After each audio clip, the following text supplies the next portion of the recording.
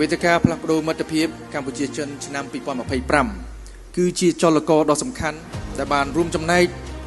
លើកកម្ពស់ទំនាក់ទំនងប្រជាជននិងប្រជាជនជាពិសេសការផ្លាស់ប្ដូររវាងយុវជននិងយុវជនអំពីវប្បធម៌និងប្រពៃណីដ៏ផូរផង់នៃប្រទេសកម្ពុជាចិនព្រមទាំងការកសាងចំណងមិត្តភាពទំនុកចិត្តនិងការយល់គ្នាទៅវិញទៅមកដើម្បីស្វែងរកនូវឱកាសវិនិយោគនិងធុរកិច្ចរវាងសហគ្រិនវ័យក្មេងនៃប្រទេសយើងទាំងពីរ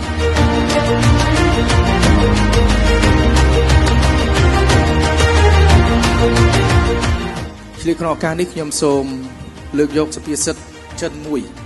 ដែលឆ្លុះបញ្ចាំងពីចំណងមិត្តភាពដ៏ជ្រាលជ្រៅរវាងប្រទេសយើងទាំងពីរគឺចិត្តរួមគ្នាជាធ្លុងមួយសូម្បីតែភ្នំថៃសាន់ក៏អាចរំកិលបាន